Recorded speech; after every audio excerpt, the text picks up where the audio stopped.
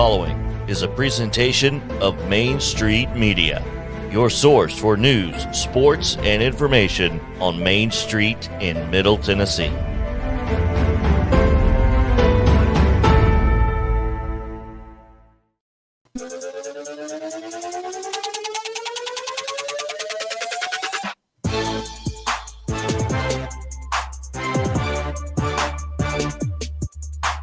Welcome into this wild and wacky Wednesday edition of Main Street Sports Day, presented by Mid-Tennessee Bone and Joint. I am Chris Yao. He is Mo Patton.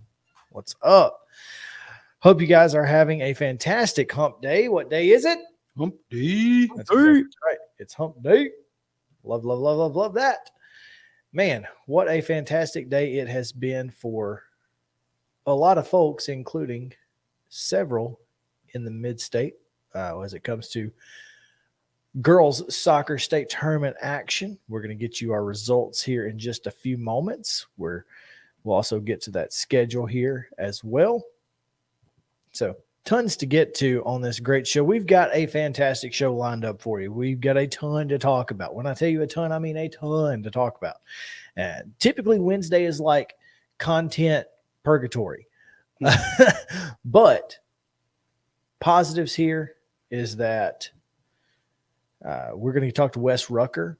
He's got some opinions, and we'll get to them. I'm very much looking forward to talking to Wes Rucker about some things that we will also talk about on our own. Heather Williams, it's championship weekend for NASCAR. So does Ross championship weekend, as in this is the final race? This is it. This is the end all be all in Phoenix. All right. They'll be out there in Ross Chastain. Well, when is Martinsville? Martinsville happened a while back, right? Okay. Is this Martinsville? Oh Lord, I don't even know. Saturday, October 29th, 2:00 next weekend Martinsville is championship weekend. Okay, you're right. How do I know more about NASCAR than you do? Listen, I'm so flustered from last weekend and the whole thing that went down with. So I guess it's not championship race weekend. Okay, we should probably not say that in our. We should probably not. It's okay. They're not in Phoenix this weekend, folks. No, they but are. Ross Chastain is still in the running for the championship. He is currently second. William Byron is in the running. So this is going to be a big weekend. And I'm looking forward to talking to Heather because we have a ton of NASCAR news going around right now, including changes coming to the next gen car next year. We'll talk about Ross Chastain. We'll talk about William Byron, talk about Kyle Larson with a big win over the weekend. So we'll get to all of that. Karma, I guess, huh? There you go. And so much more. Can we talk about how hot it is in here? It is. It's hotter than a $2 pistol. Goodness. Look. From one day to the next, I don't know how to dress coming to work. I truly don't. And it's got nothing to do with the weather. No, and everything to do with what you're going to encounter once you get in here. It's almost always hot in here, whether the air is on or not. And for whatever reason, I got on long sleeves under this. Thinking about opening the door over here. I wore shorts and short sleeves because I was guessing. I guess I guessed right today. I guess. Anyway, we'll also talk about Texas A&M and now Auburn. I didn't realize that Auburn was a thing. Auburn's always a thing. That's right. Auburn is Auburning at all times. And I told you yesterday I want to talk about the 6 days that went into getting Shields Watkins Field. The S in Shields makes things difficult, by the way. Shields Watkins Field ready for that UT Martin game. It was an insane story. It really is. That's a great story, a great angle, something that I just think thinking of that story was really a stroke of genius. But was it Dave Wilson with ESPN that wrote that? I'm not sure who wrote it, but well done to those folks. And yeah, I mean, we've done some sport field stories. You've done one particularly, Columbia Academy. Mm-hmm. and we've seen it, you know, the baseball field, but we have we have the dirt guy right here in our backyard. So it kind of makes sense. It's on our mind. Mm-hmm. It's not always on everybody's mind. So good for them. But yeah, we'll get into all of that and much, much more. But before we do anything else, let's hop into Tuesday and Wednesday results, as well as today and one scheduled game for tomorrow. So right now we go to the rundown. This is the rundown. Girls soccer state tournament action today in Chattanooga. Page defeated Livingston Academy 1-0 in Class 2A action.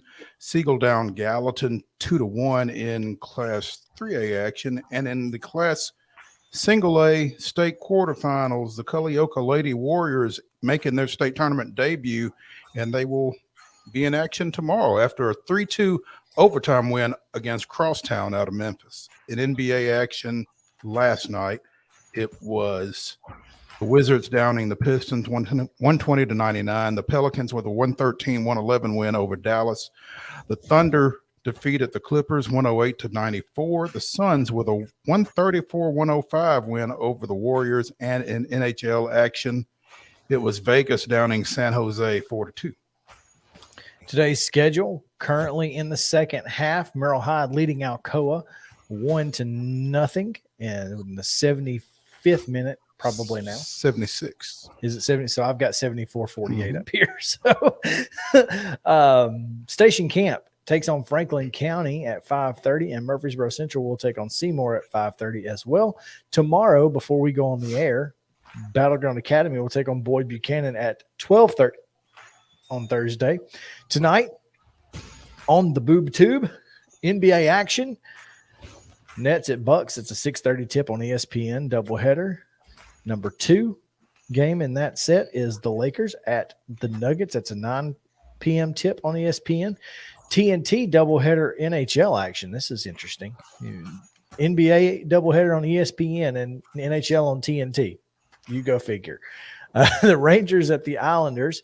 That's a 6:30 puck drop on TNT. And at 9 o'clock, the Ducks host the Tampa Bay Lightning. And that is your rundown.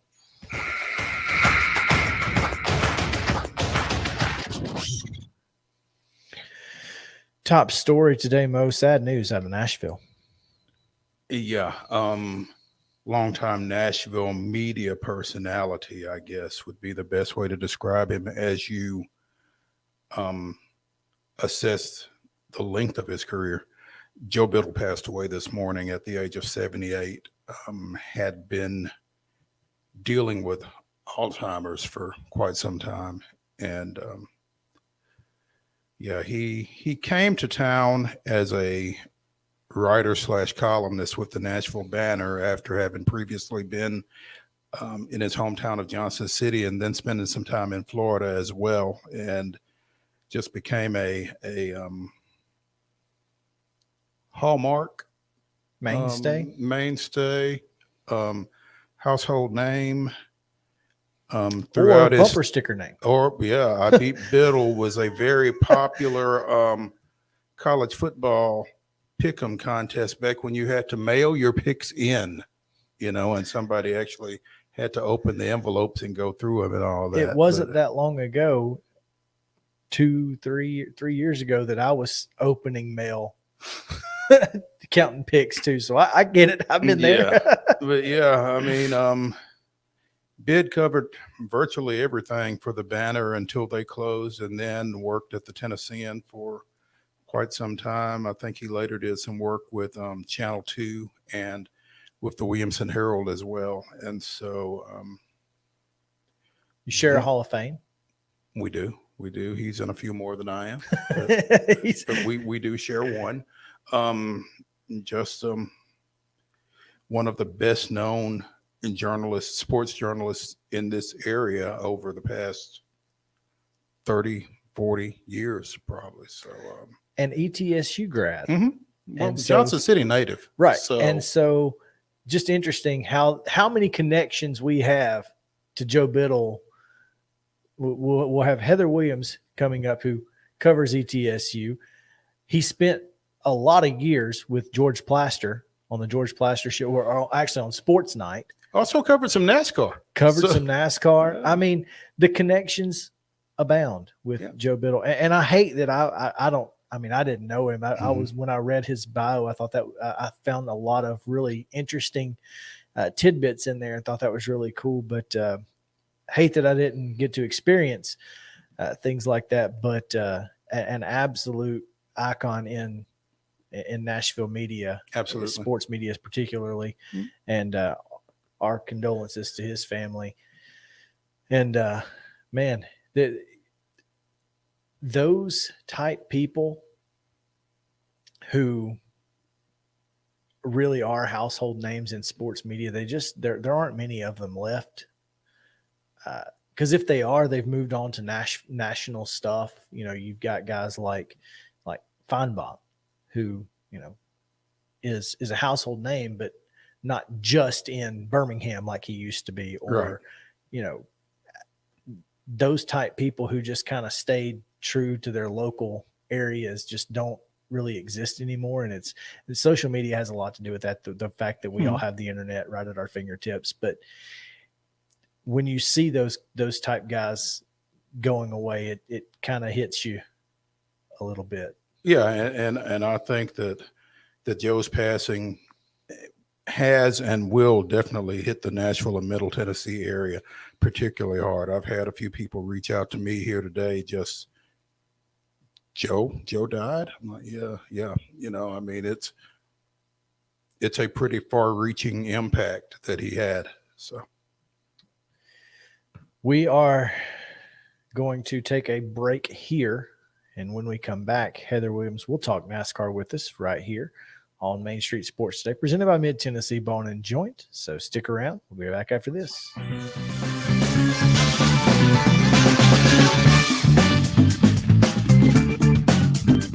Mid-Tennessee Bone and Joint treats your orthopedic injuries and existing conditions. Our trained physicians will get you back in the game faster. Contact us at 931-381-2663 or www.mtbj.net.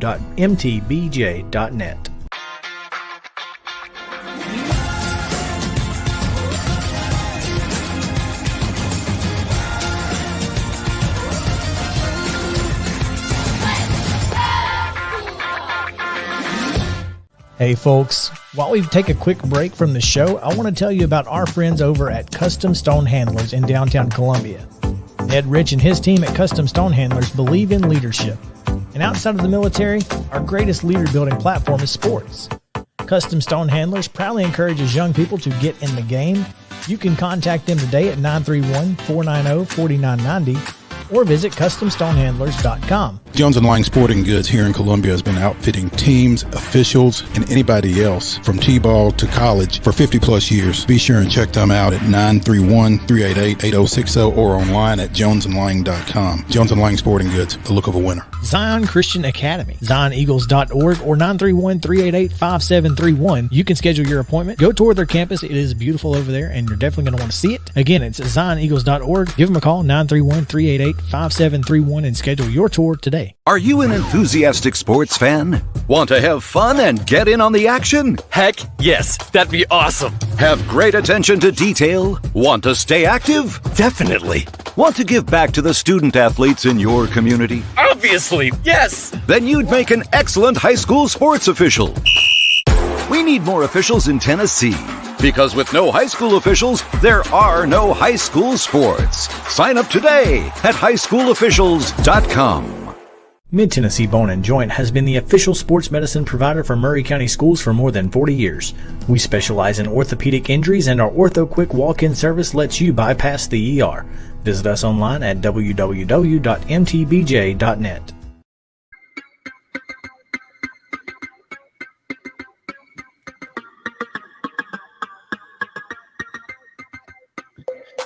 Welcome back into Main Street Sports today, presented by Mid-Tennessee Bone and Joint. It is time for our weekly NASCAR roundup and look ahead as we welcome in from WCYB-TV.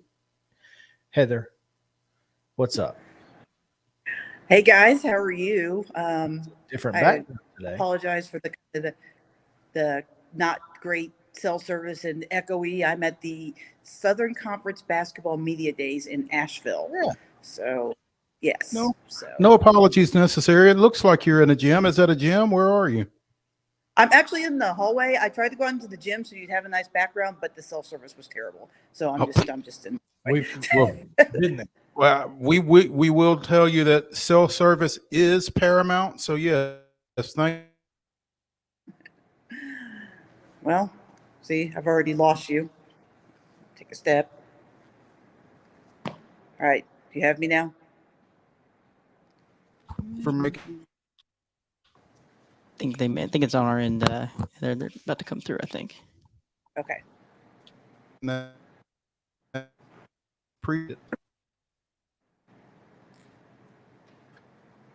more ways than one.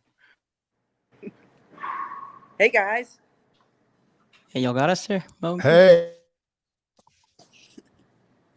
Hey, we got you. Yeah, I think it's more on our end at the moment anyway. So I think Chris is still There we go. fiddling with stuff. Got you. Are you there? Just about me. I don't. There we go. Can you hear us now? We have one bar of service. Do you have any service? I have Hello? 3. I can spare you. 3. Oh, she can hear us. She can hear us fine. Okay. All right. So There we go. Oh, looks like we're good to go. yeah. I just needed to open the door, which probably kills 2 birds. No, because it's hot in here. Yeah. So that works out. Yeah. So, Heather, how are you? Doing well. Unusual year for ETSU basketball. The men and the women are both picked in the bottom half of the conference, which for both of them to be picked that far down is unusual, but a lot of unknowns with the team. So, we'll see what happens with them. Well, I guess when both are breaking in first-year coaches, I guess it kind of stands to reason, right? Well, the men's coach is actually his second year. Des came over from Tennessee, but he only has 2 players that played last year that are returning. So brand new team for them for sure. So some unknowns there. And then, the women's coach has been on the job since August. So lots of unknowns with both programs for sure. Yeah. Heather, now that Chris and I have the NASCAR schedule correct. Sorry, I was trying to skip ahead to next week. Coming out of Miami with I guess some would say, a most deserving winner, as Kyle Larson got the win after the dust up that he and Bubba had out in Vegas. Yeah, well, it's kind of like the concept of ball don't lie, right? I mean, karma has a way of working its way out in the end, and things end up working out. He had one of the dominant cars of the weekend for sure. So, I mean, it's not really a surprise. He is the defending champ. That team is still a really good team. So you would expect them to still come up and perform. And they are still racing for an owner's championship with the win. They punched their ticket into the championship 4 from the owner's championship standpoint. So that team still has a lot to race for. And they showed why they're defending champs, why they're still a good team. Yeah, and again, the owners' championship is still out there for Hendricks and that sort of thing. That's great for them. Obviously, they have William Byron and Chase Elliott in the Final 4 at this point. One more race to try to win your way in, and then it goes to points. And currently, Ross Chastain sitting on top of the points, but you don't want to leave anything to chance if you're Ross Chastain. You'd rather just get a win, wouldn't you? Yeah, I actually had a chance to talk to Ross earlier today, and he agrees with you. They want to go down there and get the most points that they can. They want to get points in both stages, and they want to win the race because, you don't want to leave anything to chance. Kyle Larson's a perfect example of that. Going into the Roval, it looked like he was in pretty comfortable position to advance to the next round. He makes a mistake. A guy that wasn't in the top 8 wins. And all of a sudden, he's 2 points out of the Drivers' Championship. So, yeah, you're exactly right. Ross wants to go down. They want to get the win, and then they don't have to worry about anything else. That's the way to do it. You don't want to be out here, leaving anything to chance if you can help it. And so Trackhouse and that team is certainly going to be looking hard for a win in Martinsville. Martinsville is a unique track. It is, obviously much different than the 1.5 miles that they've been running on here recently. So what makes this weekend different from what they've been doing? It's hard. I mean, it's a hard racetrack. It's a tough racetrack, and it is completely different. I mean, you go from running, 170 and 130 in the turns to running 120 and 70 in the turns. I mean, they're going to be going so slow around that track, and passing is going to be almost impossible unless you want to move someone, which you will see the bump and run probably more than once this weekend. And track position is going to mean everything. I mean, for the first time in weeks, since Bristol, probably, you are going to have a good qualifying if you want to be a real player in this race. I mean, barring some kind of strange, extra long green flag run where there's a caution with people on different pit strategies that splits up the field. I mean, where you start in this race is going to mean everything to drivers. It's going to be, because the guys that finish in the back, that qualify in the back of the field, they start the race basically a half a lap down, because it's not a very big racetrack. When they all line up, it takes up half the track. So you definitely don't want to start in that position. So that's one of the things that makes Martinsville tough. It's a racer's track. It's a typical, grassroots short track. And I think that's part of the reason why it's the perfect track for the cutoff race. And that being said, who are the manufacturers that are most likely to run up front here? Because it feels like it's a good track for Chevrolets to me. Yeah, the Chevys. I mean, William Byron won this race in the fall. The Toyotas, although, historically, like Denny Hamlin has been, really good at Martinsville. The Toyotas have not run well on the short tracks this year. This race a year ago was won by Alex Bowman. So you're right. It feels like a Chevy kind of weekend. But when guys are desperate and they need a win, all bets are off. I mean, the Toyotas hadn't been particularly good on the road courses either. And 3 weeks ago at Charlotte at the Roval, Christopher Bell came up and won because he had to do it. He had to win. So when guys are a little bit desperate, it adds a whole new dimension. But, on paper, it does feel like a Chevy week for sure. Well, and like you said, on the bubble, outside of the top 4 right now, sit 2 Fords and 2 Toyotas, no Chevys in that. So if they're going to get in, you feel like you got to win. If you're Chase Briscoe, Christopher Bell, Ryan Blaney, or Denny Hamlin, it's a win and get in kind of situation, because you're not catching anybody in points unless something just drastic happens. I mean, I think Denny Hamlin can certainly catch people in points. Yeah, he's only 5 points back. Yeah. So, but the other 3, you're right. I mean, they basically need to win, or at least in Ryan Blaney's instance, he needs to get as many stage points he has, and then maybe if William Byron were to have some bad luck or something like that, then he might have a chance if he got a ton of stage points to sneak in. But for the guys there, the 3 guys at the back, it's definitely win to get in for sure. And that's what makes it interesting, because none of those 3 guys are particularly great at Martinsville. But like I said, Christopher Bell wasn't particularly great at the Roval, and he got it done. So when your back's against the wall, people can do great things. I'm hoping for one of those performances, because I think that kind of drama is good for the sport. So I was reading an article earlier today, and obviously I don't read a whole lot of NASCAR stuff, but Ryan McGee and Marty Smith had I I guess they did a podcast or something, but there was an article on ESPN.com about the Bubba Larson situation and Larson winning at Miami. And now we go to Martinsville, where a viable candidate for the win this weekend is probably Bubba Wallace. Yeah, if you asked Bubba coming into this season what his best track was, he would have definitely told you Martinsville. I think he has 2 Truck Series wins there. His first ever Truck Series win was at Martinsville, and he performs very well there. I definitely think he's a dark horse as far as non-playoff drivers to get a win this weekend at Martinsville. And wouldn't that be fascinating? I mean, just the way all that went down. If Larson won and then Bubba won, that would be interesting. And boy, would that throw a wrench into the playoffs. Well, that's what I was going to ask you. For a non-playoff driver to get a win the week before the championship, just what kind of chaos would that cause?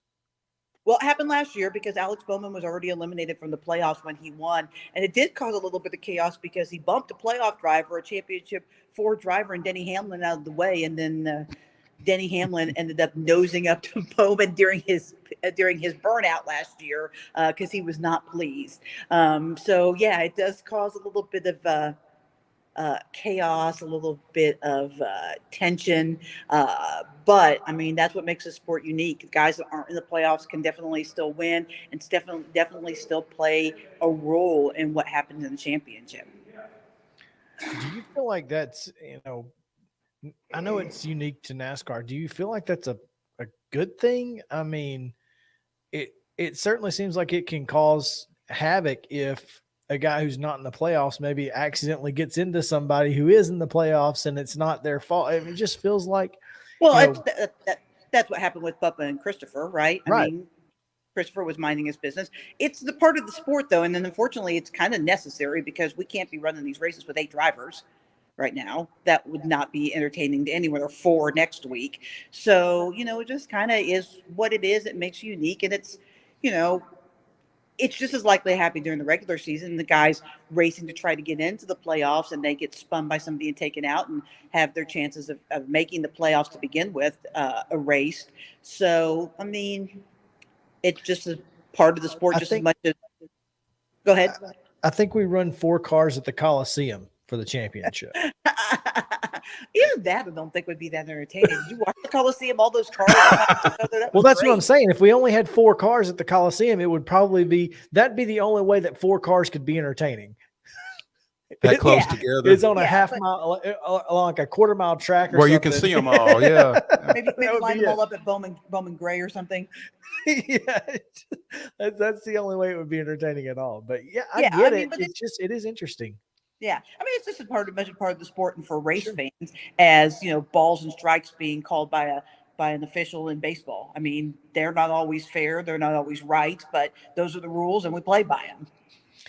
I like it. That's a good way to think to think about it. So, all right. Well, gotta ask. Well, I do have to ask one other thing before we get to our prediction. Okay.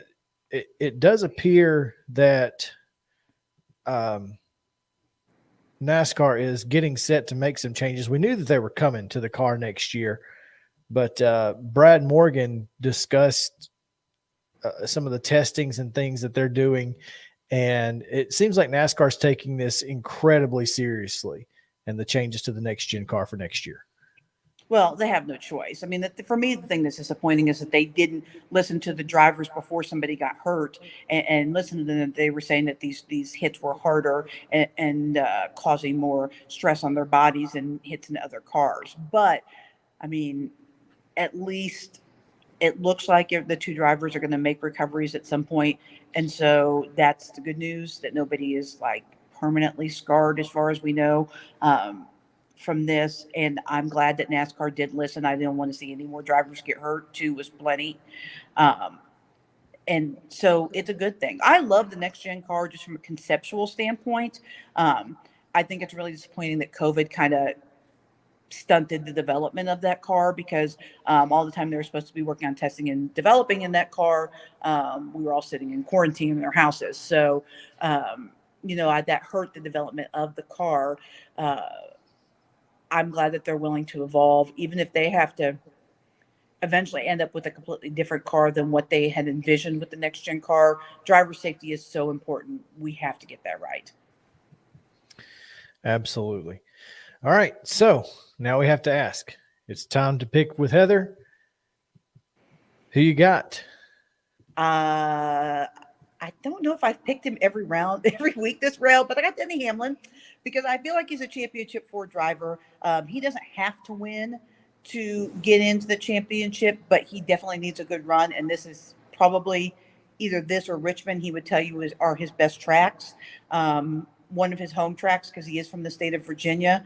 Toyotas have not been very good on the short tracks, but he usually finds a way to get it done at this track and get into the championship 4. So I'm playing the odds and the favorites here more than maybe what's actually going to happen. But I like Denny Hamlin, and then we talked about it earlier with Bubba probably as a sleeper. There you go. There you go. I like it. I think Denny's a good pick. I mean, if there's anybody on the outside 4 that I feel like could win their way in, it's Denny Hamlin. So absolutely feel like that's a solid pick. Well, there you have it. Enjoy the media days. It's going to be fun, I'm sure. And Asheville is always fun. Never a bad time in Asheville. Yeah, I'm definitely going to take in a few of the sites before I head back to the Tri-Cities. You absolutely should. Heather Williams, WCYB-TV, talking NASCAR as she does each and every Wednesday. We'll talk to you next week. All right. See you guys. All right. Glad that we got our internet issue situated. Goodness gracious, that was frustrating. It's tough when so much of what we do is internet based. It can be a struggle. I don't know that I like that. I just felt like the HVAC just kicked on again. It's like, come on now. I kind of felt a little gust. Yeah, y'all can keep that off. I don't need it now. Shoot. Yeah, it is warm in here. Yeah. But we'll take a break. When we come back, a lot of college football to get to, and probably over the next 30 minutes, we're going to talk a bunch of college football. And then, of course, Wes Rucker is going to join us to talk Tennessee. So college football, pretty much the rest of the show. But there's a lot to get to, and we're going to do it. So stick around here on Main Street Sports Day, presented by Mid-Tennessee Bone and Joint. We'll be back after this.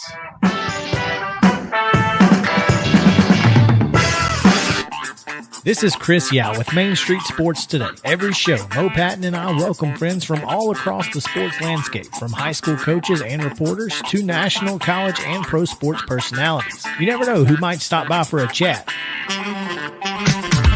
AP Tennessee Sports Editor, 3-time Tennessee Sports Writer of the Year 2020 TSWA Hall of Famer. She covers the Titans, the Predators, the Grizzlies, college football, and hoops. Please make welcome Teresa Walker. Former University of Tennessee, former Team USA Olympian, ex-Cy Young Award winner, R.A. Dickey. R.A., did I miss anything? Man, that was sweet. Yeah, I need to listen to that before I go to bed every night. That was nice. Has 5 sports Emmys. That's not bad for the other guy in Wham, Ryan McGee.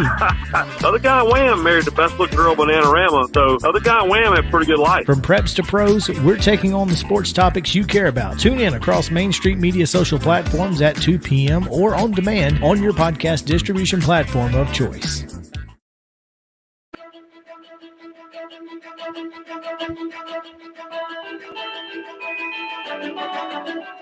Welcome back into Main Street Sports Today, presented by Mid-Tennessee Bone and Joint. Mo, we talked about it on the in the opening there. Just an absolute mayhem situation in Knoxville after Tennessee defeated Alabama. And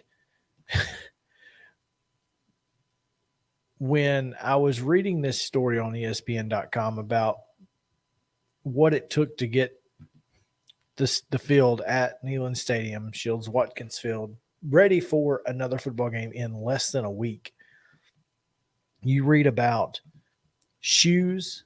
And I saw one guy who was looking for his orange and white checkerboard shoe on the internet. I don't think I'm sure that it's in a trash can somewhere now. Other clothing items, and which prompted the question, what are y'all doing running around here naked?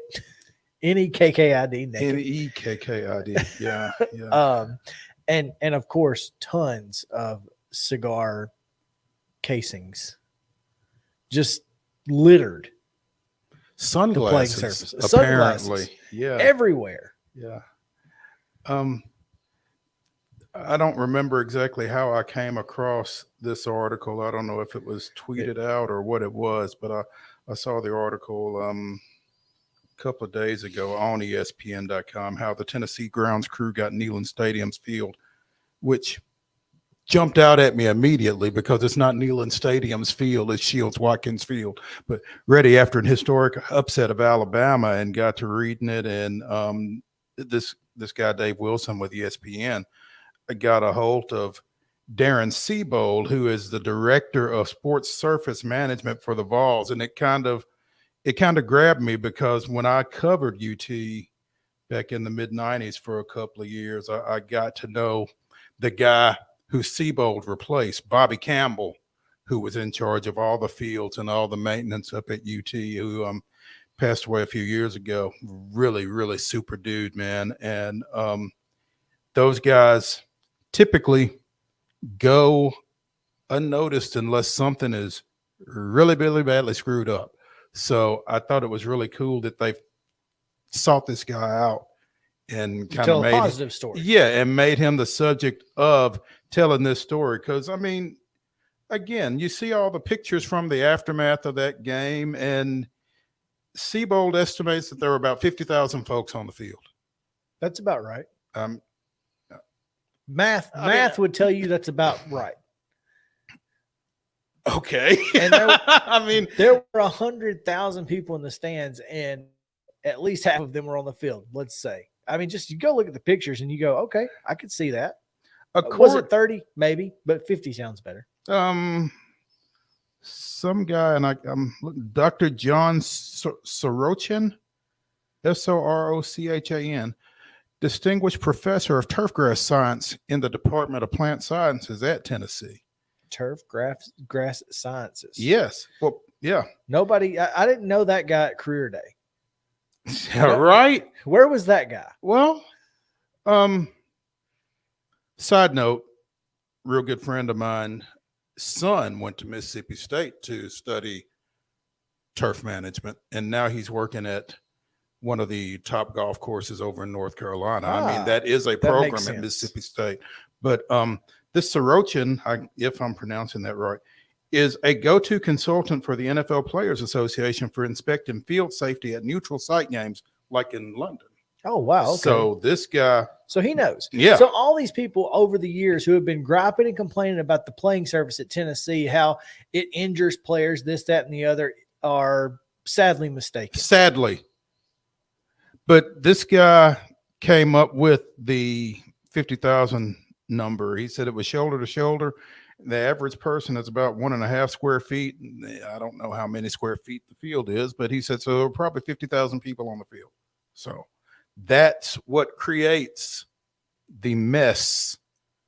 I mean, seriously, go to ESPN.com and look at some of these pictures. They've got broken glass. They've got bottle caps, all sorts of stuff that they had to get up off of that field. And how they did it, how they got it up with a shop vac. And that blew my mind. Like, you're just out there vacuuming grass. I see what you did there.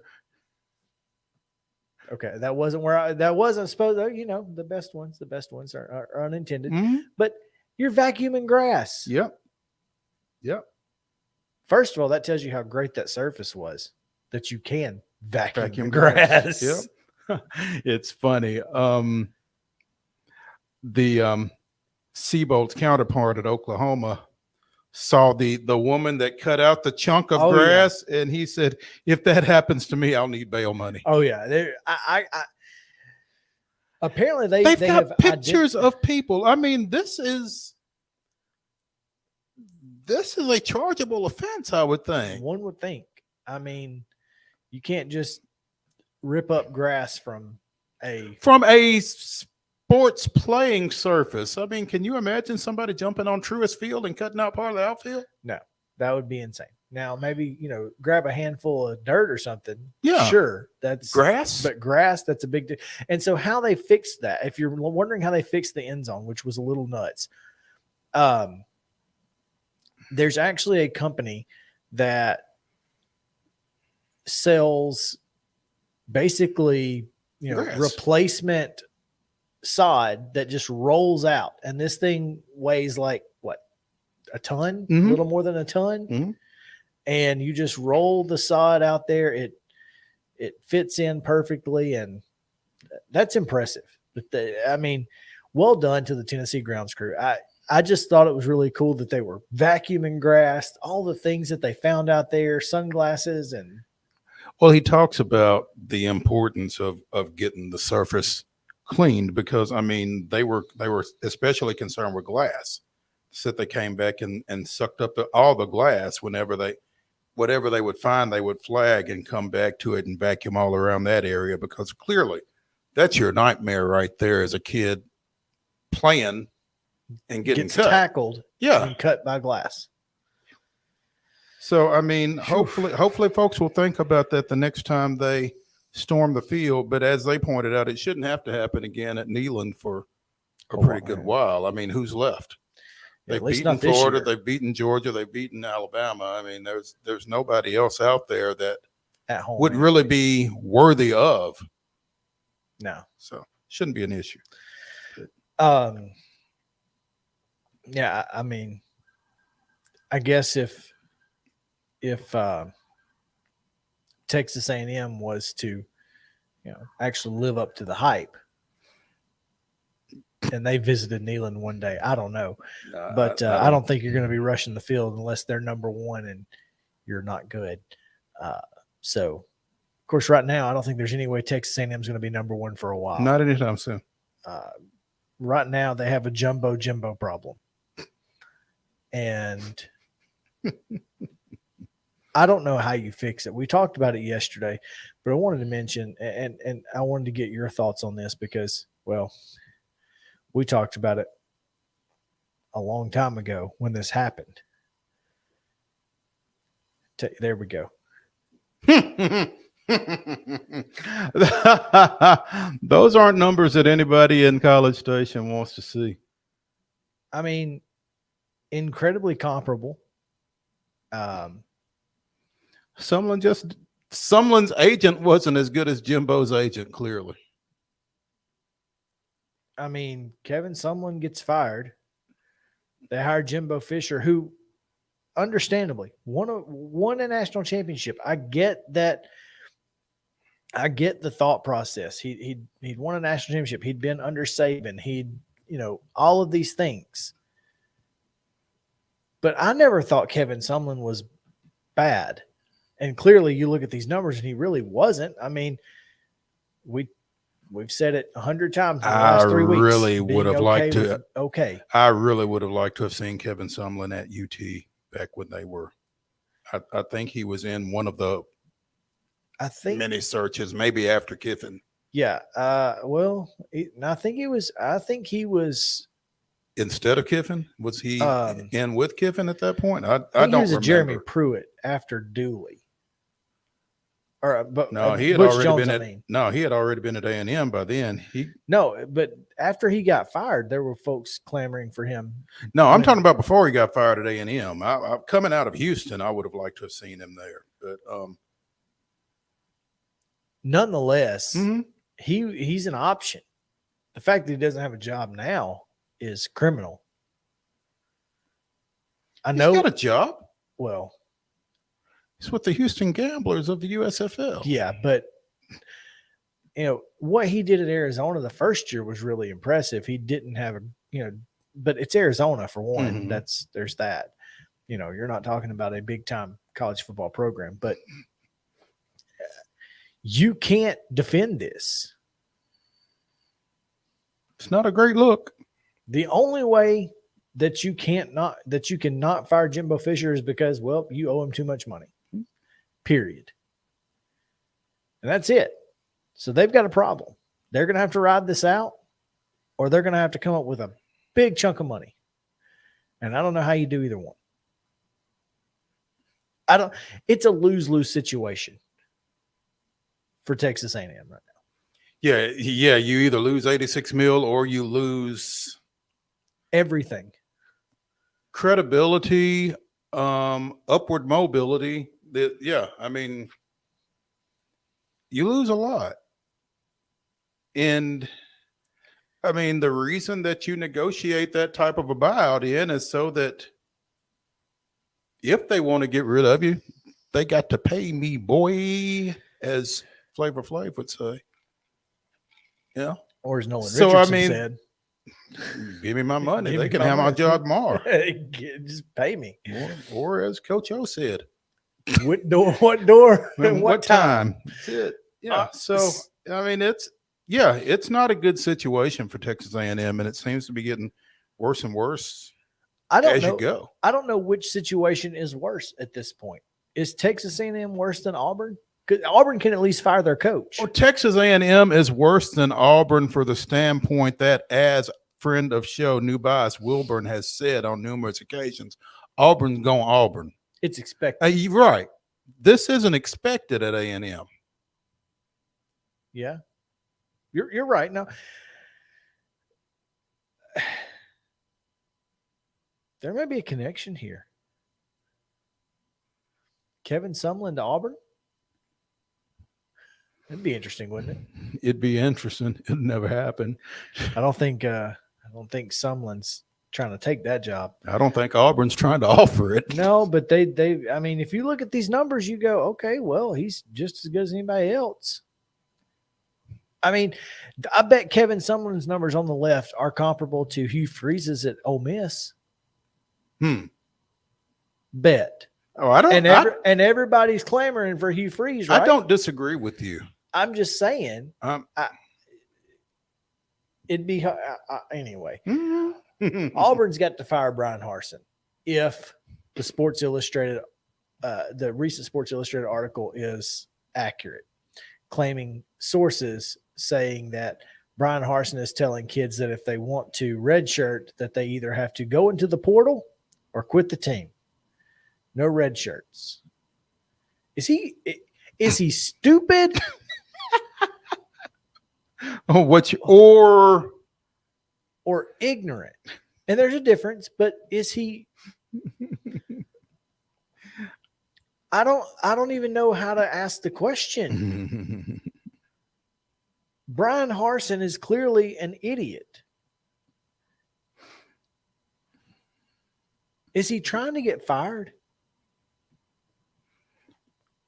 Maybe he's just trolling. At this point, yeah, he's like, my job's over, so I might as well not leave him anything to deal with.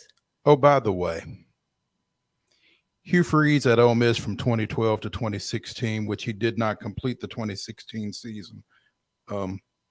And he did not coach an entire 2012 season. Was he interim for somebody when he took that over?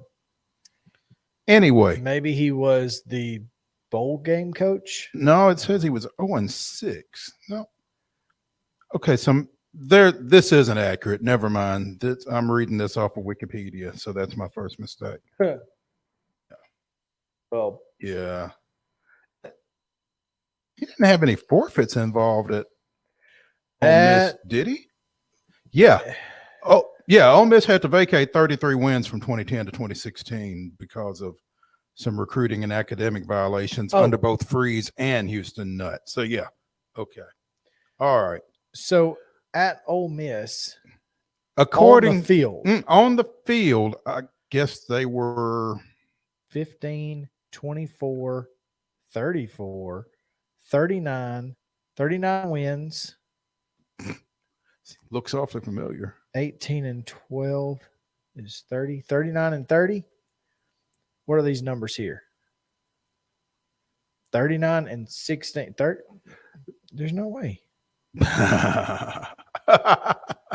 11, 15, 18, 28. I said there would be 28. 39 and 28. 39 and 28.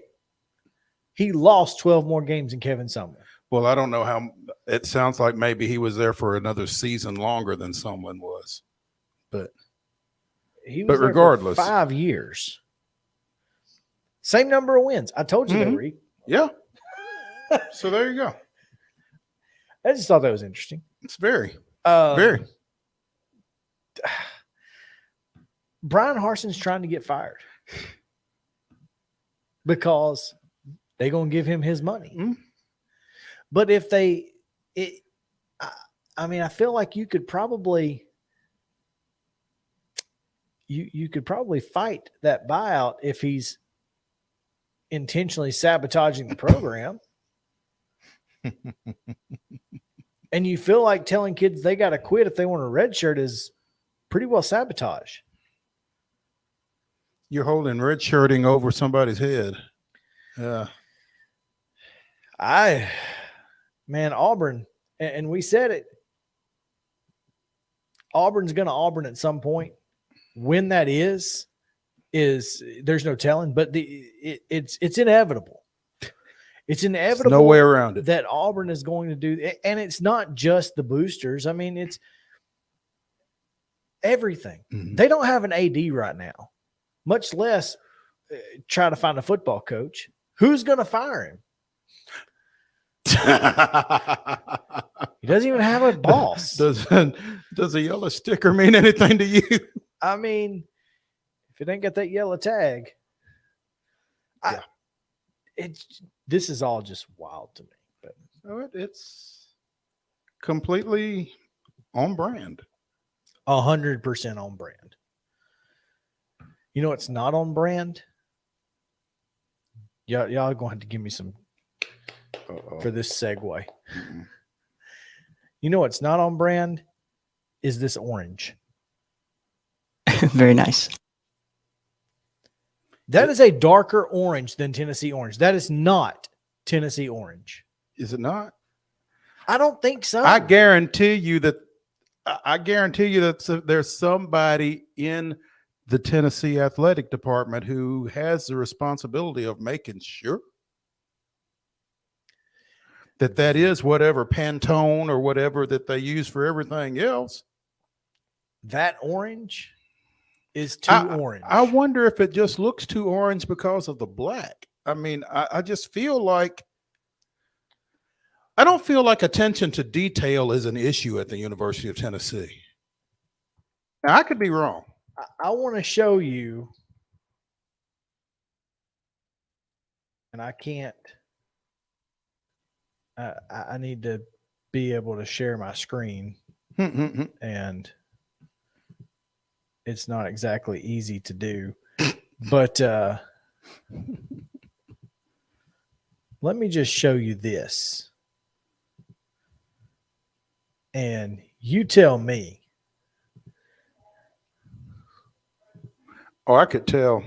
Yeah, that's a different orange. But I know it's Adidas, and I know it's I know it's Adidas. I know it's, but the orange, but these oranges now the helmet and to me it kind of little. I don't know.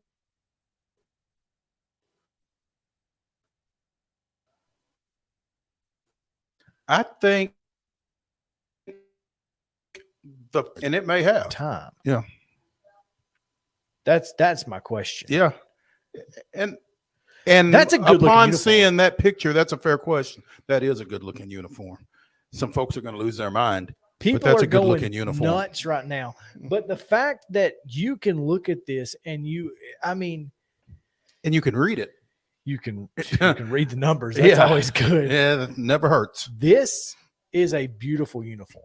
Especially for Halloween. It's Halloween weekend. It's Kentucky. And Danny White said we only wear our traditional uniforms for our traditional rivals. This man out here is throwing haymakers, which is a terrible idea, by the way, because I don't know if y'all know this or not, but Mitch Barnhart is on the college football playoff committee. So I'm just saying, maybe we don't make that guy angry right now. He's already angry at his coaches anyway. So, I mean, why not? That's hilarious. He said that. He has said that, we will only wear our traditional orange and white uniforms. Not that we Alabama and Georgia, huh? For our traditional rivals. I think Vanderbilt's in that. I don't think you're going to see them wearing black against Vanderbilt. But this is also the 6th consecutive week that Tennessee has not worn a white jersey. Because the one road game was at LSU. Oh, wow. So they wore the Smokies down there. So they've not worn a white jersey in a minute. That's funny. Anyway, my point is a lot of folks out there are upset about this, and it's ridiculous. Well, let the kids have fun. They like this uniform. The kids really enjoy those uniforms. They enjoy the Smokies as well. They have been all over social media touting this stuff. And they're the ones that have to wear it. They're the ones that have to wear it. And I like it. And it's not a pinstripe, come on. Listen, we don't have to be boring. And obviously there's two trains of thought. I mean, there's these guys here that never change anything. There's the Penn States, folks like that. Boring. Winning. As a program, but not always. This is my point. Just because they're winning. How would you change the Alabama uniform if you could? I have thoughts.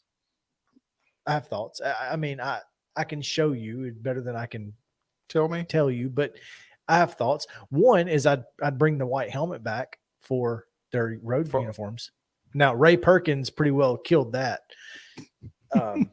Because he got hammered in them so much, but that's neither here nor there. But yeah, I mean, give me some variety. You don't have to be Oregon, but you also don't have to be Alabama. Is my point. Mm-hmm. And I think what Tennessee is doing with the black, I think Ohio State does it well. I think they do. I think Ohio State kind of overdoes it a little bit. Do they? I don't know.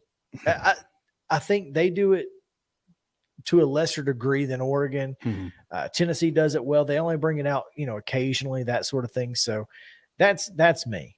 Yeah. We've got Wes Rucker coming up, and he has an opinion on the beer bucket.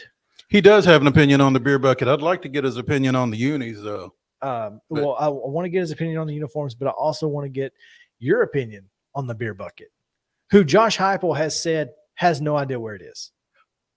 What it is or where it is? Where?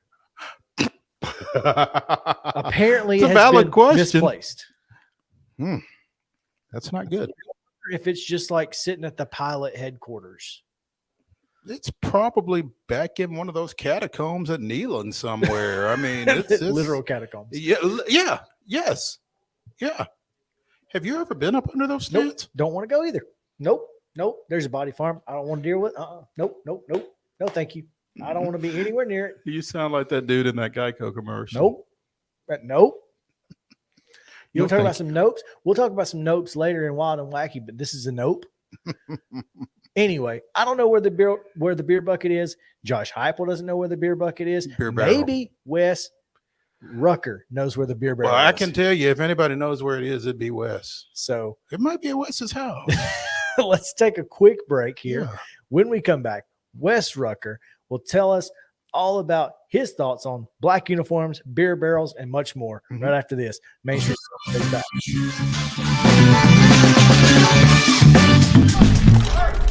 So, I got a DUI. Mom, Dad. Why didn't you just call someone for a ride? I wasn't thinking ahead. I didn't think I was gonna get caught. Yeah, my best friend Tim. Still coming to my bachelor party next month? This DUI cost me 10 grand. So, no. Yeah, you, in the back. Did you know I almost died when you hit me? I didn't think this would affect so many people. You think it was worth it? No more questions. Mid-Tennessee Bone & Joint has been the official sports medicine provider for Maury County Schools for more than 40 years. We specialize in orthopedic injuries, and our Ortho Quick walk-in service lets you bypass the ER. Visit us online at www.mtbj.net.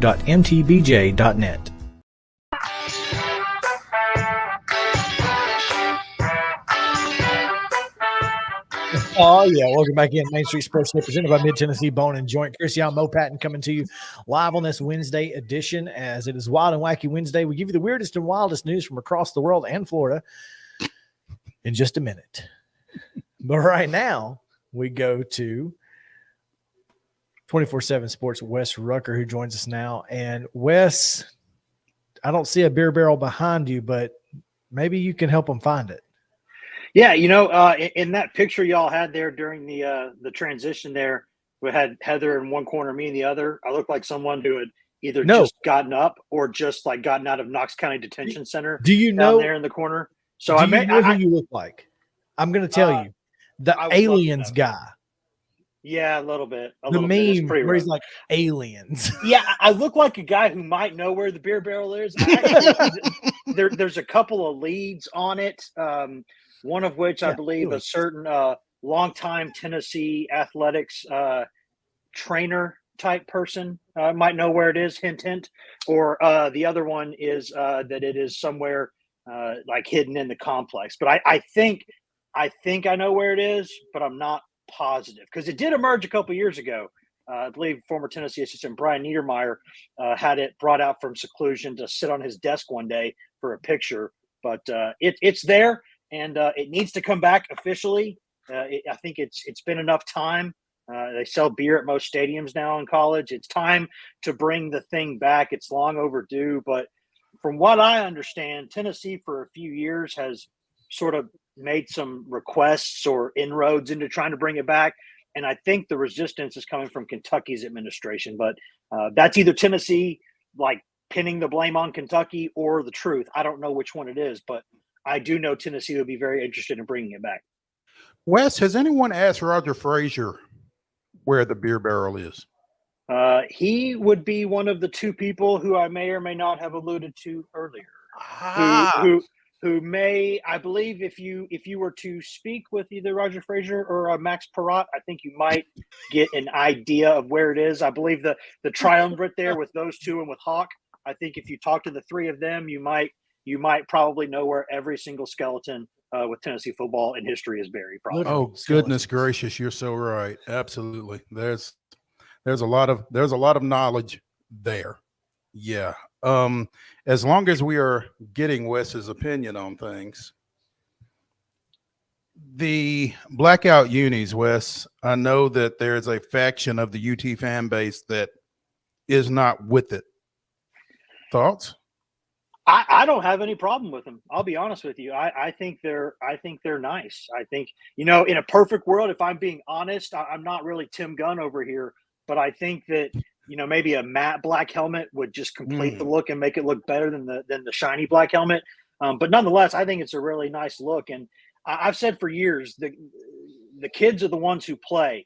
Well, I say kids. Hendon Hooker can almost get cheaper car insurance soon, but most of them are kids, right? And the kids want to wear these uniforms. They are excited by these uniforms. The students are excited by them. And last I checked, this is the University of Tennessee, where the young men are the ones playing the football. The students are the ones that are in the student section attending the university, going to games. They love this. And there's Tennessee orange in the uniform. My opinion is always and has always been, if there is Tennessee orange in the uniform, it is a Tennessee uniform. So whatever else you want to do, you want to put gray, black, the Summit blue for the Lady Vols uniforms, and last week for some football stuff. To me, I mean, you go back in the 20s, the 30s, the teens. Tennessee used to have gray, black, brown uniforms back then. So if you want to talk about history, they've always had a couple different colors. So as long as there's orange in the uniform, I think it's fine. And I think these look great, to be honest with you. As for that orange, Chris has a question. I'm just saying it doesn't really – there have been some variations of Tennessee orange over the years, and this one seems a little darker than years past. I get it. I see maybe a little Oregon State kind of look there. I can understand that. I will say, however, that when I saw one of the helmets in person from a slight distance, I thought it looked Tennessee orangish. So that could be a filter on the camera. I don't know exactly. I think we're seeing a filter here. Yeah, because you look at the background there, that's pretty, but there's you can do a lot of stuff. I mean, I'm an idiot and I know how to do stuff in like photo studios and stuff. Sure. And I'm dumb. So these people are smart. These people probably know what they're doing. So I'm willing to wait and see what they look like in person. But I saw one helmet from a slight distance, and to me, it looked like Tennessee orange. But, that Tennessee orange is a very distinct orange. So ask Adidas, right? They, for years, couldn't get it right. So Nike's generally gotten it right. We'll see if they've got it right on these two. Adidas never got it. That's the reason that we're asking, because the orange has certainly. Well, add that to a long list of things that Adidas has never gotten right. It's a long, complicated story, and I've had to write it many times. And I can tell you the problem's always been Tennessee orange is a very sort of light orange color, and depending on what fabric you put it on, it looks totally different.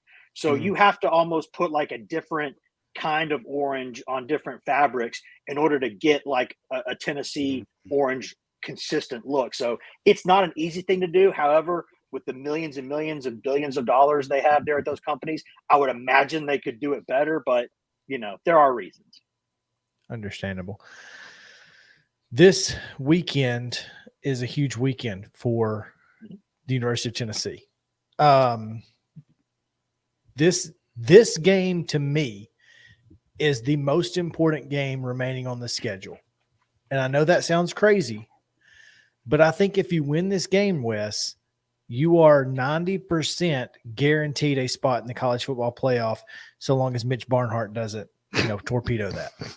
Yeah, I'll be honest with you. I think you're probably onto something there. I think it's hard to say like which game is the most important, but because next week you're talking about potentially 1 versus 3 or 1 versus 2 kind of matchup, depending on what else happens this weekend. So it's certainly a big deal. Like they would call that the game of the century of the week, but it's but this game right here, if you have to lose one, I would not lose this one. Because if you lose this one, you have to win out to get into the playoff. You got to go down to Athens and beat Georgia, and then you're probably going to have to go win in the SEC tournament, in SEC championship game too, whether that's Bama or LSU or Ole Miss or whoever that is. So that's a more complicated path. Whereas if you have to lose one and it's next week and it's anything other than like 50-20. If it's a remotely close game, then you're Tennessee and you're saying the only loss you have is one on the road to the reigning champion in a fairly close game. So that's why I've said, and I probably got to call him, teaser here coming out before the game comes out, that says any player you have who's on the fence, any play that you have that you're like, man, we've been setting this thing up all season. Do not leave any of it in the quiver. Take all of it out, use all of it this week, win this game, make sure you get this game, and then it's kind of house money as long as you take care of everything else but Georgia. So there's some moving parts there, and the doomsday scenario is still in play, which would be kind of 3 one-loss SEC teams, and then what do you do? Because I think we all know if it's like Tennessee, Georgia, and Bama, and they all have 1 loss, I think we know who's not going to get in. If I'm just being honest with you, I think we know how that would go probably. But that's still in play. Hey, let me stop your roll just a second. Do we know? Because if there's 3 one-loss teams, Tennessee beats Georgia, then Alabama beats Tennessee. I'm not even talking about on field. I think Tennessee's fan base is comparable, if not would be more apt to be excited about a college football playoff and spend more money. And if you're talking about money wise, I think the Tennessee fan base would be the one you would want in the college football playoff. I would think so too, but I think right now, as much as I've been sort of saying lately that college football is better when Tennessee is good, and I believe that to be true. You're not wrong. Right now, Georgia and Alabama are bigger brands across the country. You're talking about a lot of NFL team fans in a lot of cities thinking, okay, I bet half of Georgia and Bama's teams are getting drafted. Let's see which of those guys I want. So those are bigger brands right now. So that scenario would be Tennessee loses at Georgia, and then Georgia loses to Bama in the SEC title game, and Bama wins out. So at that point, Bama's definitely in, and then you're picking Georgia or you're picking Tennessee. And I head to head. And I think right there, you're probably – I just think Tennessee would have a heck of an argument there, and it wouldn't shock me, but I don't think they're going to put 3 SEC teams in there. And if that ended up being the case, I would think Tennessee would be the one maybe left out. But if Tennessee lost at Georgia and then Georgia won out, beat Bama in the title game or beat whoever in the title game, then I think you've got a pretty good argument that Tennessee's getting in over an Oregon or somebody from out west or something like that. So – and maybe even getting in over an undefeated team from another conference. We'll see. The committee does kind of what it wants to do. But, it's to me, it's fun to be having these conversations. It's fun to be in this conversation because this is exponentially faster than I thought Tennessee could possibly get here. In this conversation, yeah. Yeah, and it's like the dog chases the car, right? What does the dog do when it catches the car? Well, Tennessee's about to catch the car. So now it's like, what do you do? Now you're talking about a different kind of pressure because next week at Athens, no matter what happens this week, you're playing with house money down there. But this Kentucky game, the trip to South Carolina later in the season, there's a couple of games where there's a lot of pressure and a lot of lemon booty potential on Tennessee because you don't know, can those guys handle that? And it's a different kind of pressure, right? You play Alabama, you haven't beaten them in 15 years. There's pressure. It's nothing like the pressure in terms of you're expected to win. You're expected to, you have so much to lose. That's a different situation. And could Tennessee handle that late in the season? That's something I'd be interested to see. Wes Rucker of 24/7 Sports joining us here on Main Street Sports Today, presented by Mid-Tennessee Bone and Joint. Wes, I want to go back to that 3-1 loss scenario for just a second because I want to turn it. If it's Tennessee beating Georgia and then losing in the SEC championship game to Alabama to get all 3 of them to 1 loss, then what? At that point, you would have had Tennessee beating both in the regular season. I think at that point, maybe Tennessee would have been the only one to have beaten both of those teams. So I think in that scenario, Tennessee gets in probably because behind Alabama as the SEC champion. Yeah, because I think and Georgia's out. Yeah, because Tennessee would have gone to Athens and beaten Georgia in its backyard. So yeah, that would be, in my opinion, probably the tiebreaker there because you will have been Tennessee would have been the only one of those 3 teams to beat the other 2, I think, in that scenario. Plus, one of them would have been on the road. So that to me would probably outweigh it. But I've always said, and I believe it, if there's any doubt whatsoever, and those 3 teams have 1 loss, Tennessee could probably be the one out. I just have a feeling that is what would happen. We will see. I don't know. But again, it's fun to be having these conversations. No matter because what, Tennessee takes care of business. It's in the conversation. And if the worst case scenario, you're talking what? Sugar Bowl, something like that. I mean, that's exactly where I was going to go. Is no matter what you win this weekend, you feel like a New Year's Six bowl is the floor. Mm-hmm. It's the base because Missouri, South Carolina, and Vanderbilt aren't beating you. No, probably not. I mean, South Carolina there, and I'm not really on the whole like Shane Beamer train. I'm not opposed. I don't think he's a bad coach. I just think he wears his garnet and black. Yeah. No, funny that, right? Hey, there's more. It's like an A&M thing. That's my father-in-law school. No, I think that I think probably they've only beaten 2 teams with a winning record in the past 2 years. That's all they've beaten with a winning record, and one of them was a Kentucky team playing without Will Levis. So I don't know that. Like, you got to go beat somebody. Now, if they beat Tennessee, okay, you got my attention. Do something like that, you got my attention. But they sort of took advantage of some teams that didn't have a lot to play for late last season. They A&M certainly is a cluster right now. I think they're going to have to go out there and beat a team, that is fully formed and a pretty good team before I'm like, okay, yeah, you're good. Now, they're better than they have been. There's no question about that. And it doesn't matter what I think. It matters what South Carolina players and fans think, and they're all bought in. So good for them. But it's just I'm I don't think Tennessee would go down there and lose at night, but it's just tough enough of a place to play that it's possible. But at the end of the day, Tennessee's offense it's kind of like the back in the old days, military, they had the Maxim gun, and the saying was like, at the end of the day, we have the Maxim gun and they don't. And Tennessee just plays so fast offensively, puts so many points on the board so consistently that it becomes a game of numbers. Like, unless you force them to turn the ball over, they're not really going to stop themselves a lot of times. You're going to have to score 40-plus points to beat them.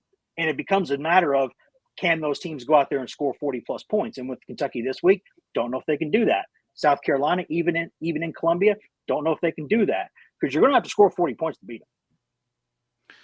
Wes, you made mention of this in tongue-in-cheek a little bit ago, but I want to ask you, what is the issue as it relates to Hendon Hooker and his AARP application?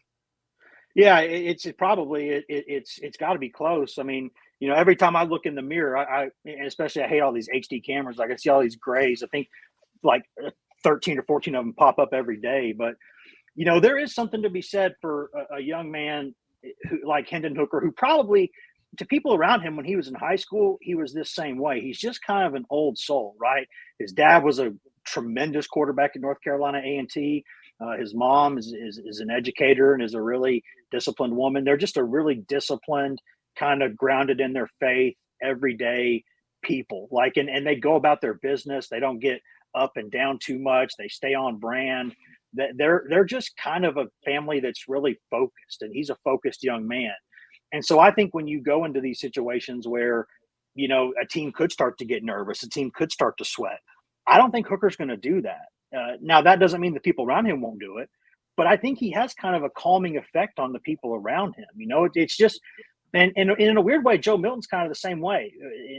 Both of those guys are just kind of guys that you want to be around. Like, if you're the football coach, you want the players on your team gravitating toward the older players who are kind of the mature guys, the guys who make the right decisions, the guys who show up and put in the work every day, the guys who don't, you know, basically aren't children out there. And I think both of those guys, and Jerome Carvin falls under that line too.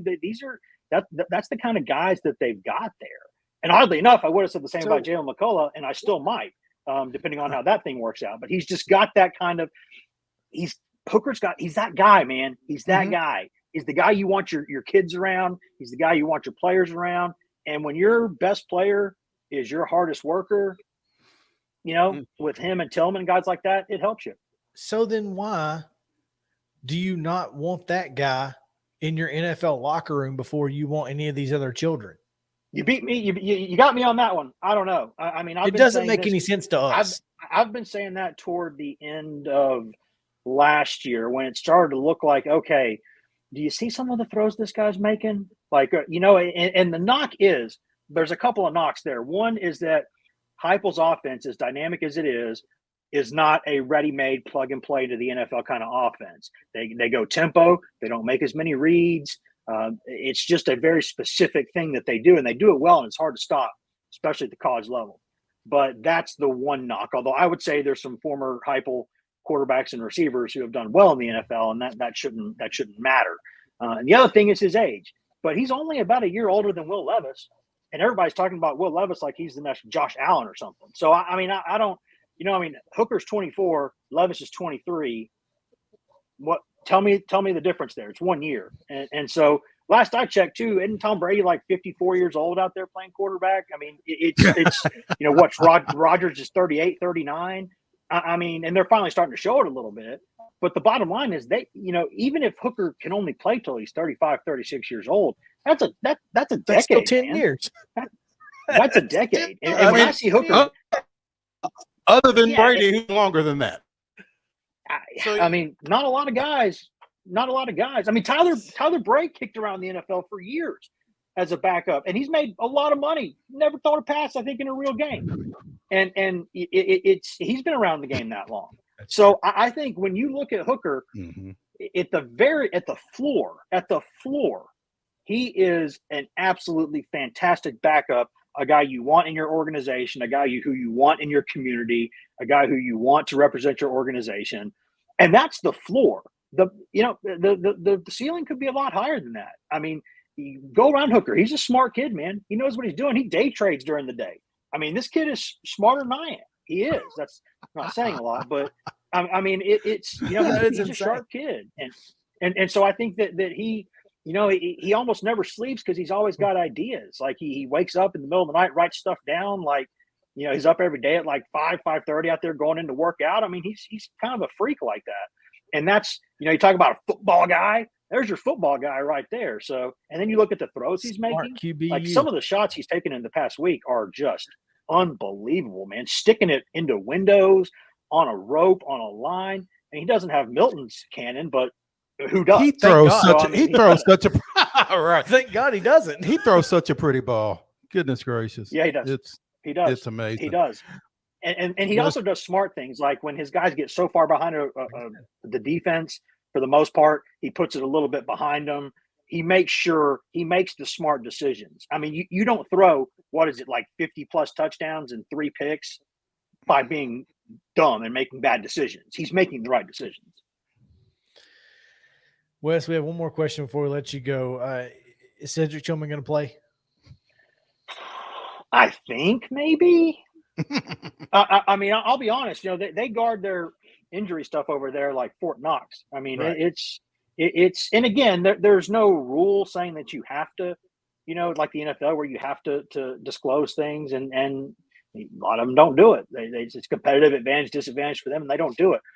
I will say, I thought there was a small chance he could play against Alabama until later in the week. I was like, okay, yeah, he's definitely not going to play.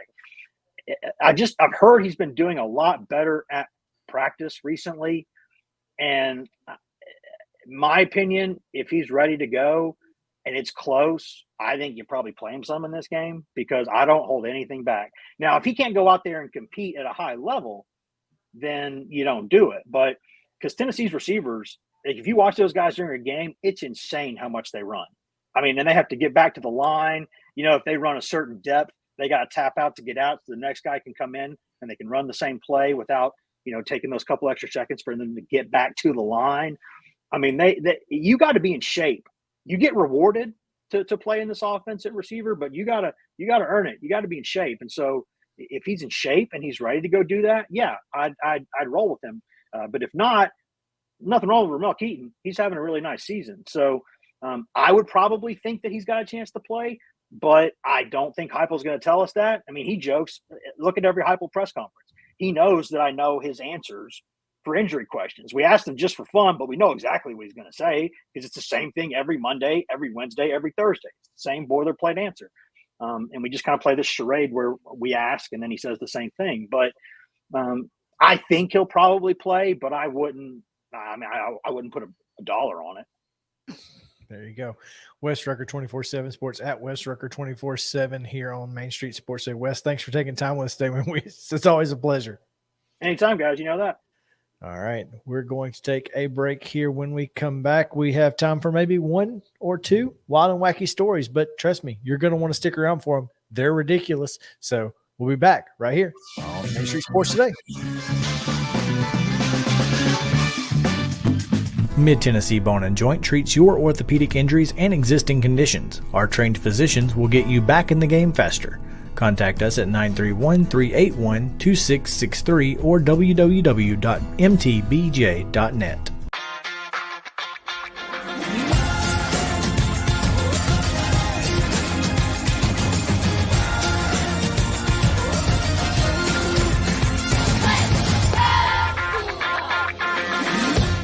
Hey folks, while we take a quick break from the show, I want to tell you about our friends over at Custom Stone Handlers in downtown Columbia. Ed Rich and his team at Custom Stone Handlers believe in leadership. And outside of the military, our greatest leader building platform is sports.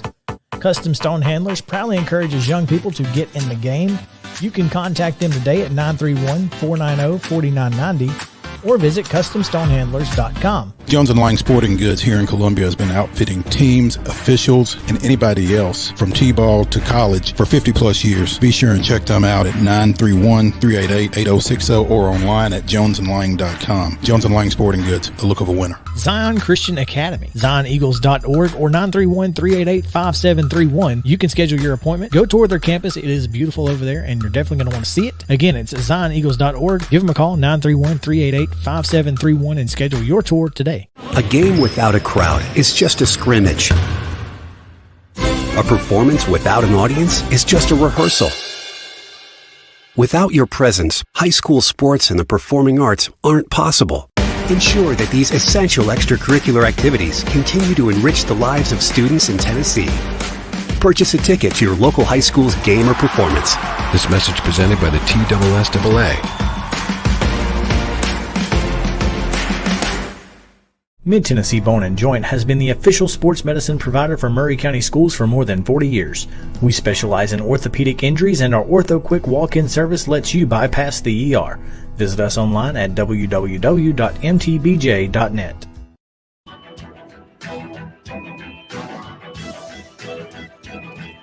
Colts head coach Frank Reich, quote, "We are not waving the white flag. That's not in our DNA.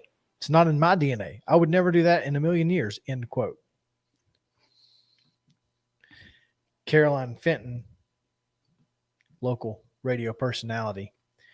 Okay, then what does benching your starting quarterback for a 6th-round pick with the 3 total snaps in the NFL mean? I'll hang up and listen. That's phenomenal right there. Yeah, I mean, that sure seems like a white flag to me, buddy. No. I mean, if it's if it's not, I don't know what is. I'd like to know what is. Yeah. Not playing a quarterback, just sitting nobody out there. Yeah. What is a white flag? If this ain't a white If this ain't it, I don't know what is, man.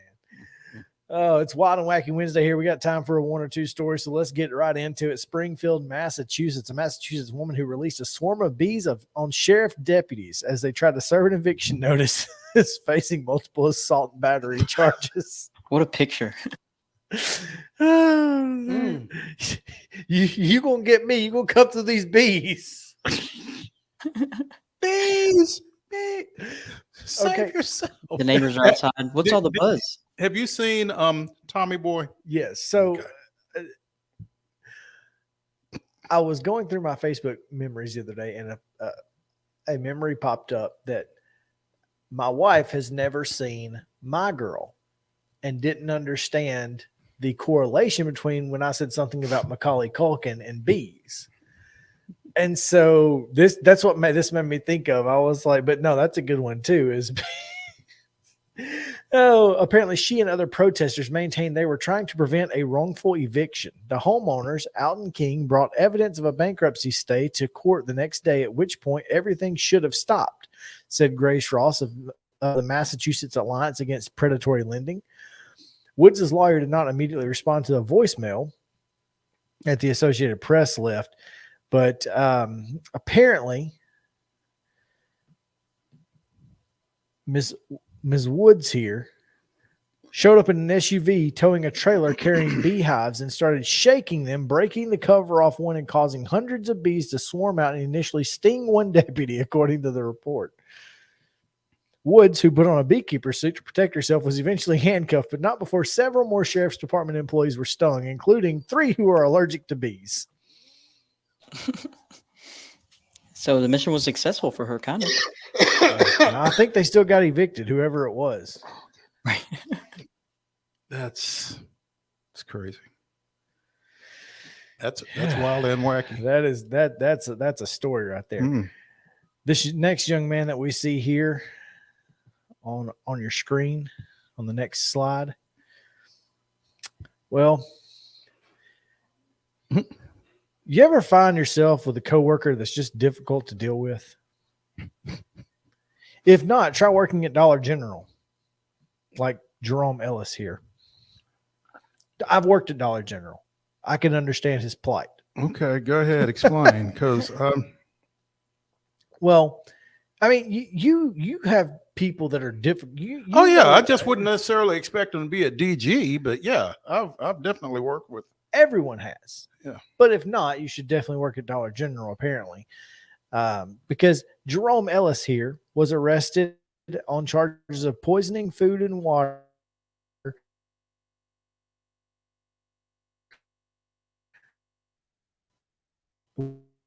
pour bleach into his coworker's can of that's another level of upset. The man told deputies he placed a Pepsi he was drinking on a counter before going to the restroom. When he came back and took a drink from it, it tasted like bleach or cleaning supplies. Went a little over the top with the bleach, huh? Okay. He said there was no argument between him and the victim, that he just, spilled some in the general area. He had spilled it right to his drink.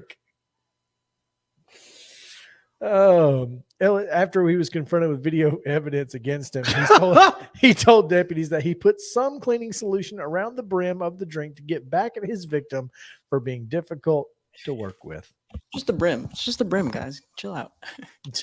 Lord, I would need a drum of bleach if I was going to do that to every difficult coworker. Oh, there's no question. No question. Oh, all right. That's going to do it for this edition of Main Street Sports. Wait a minute. Where was Jerome from? Florida. Okay. Cool. Dillon, Florida. All right. Surprise. Just wanted to make sure because I knew your first one was from Massachusetts. And so I was like, not Florida man. No, but that one was. Yeah. Oh, thanks to Wes Rucker and Heather Williams. If you missed any part of the show, go back and watch it. YouTube, Facebook, Twitter, Twitch, Roku, all on demand, wherever you get your on demand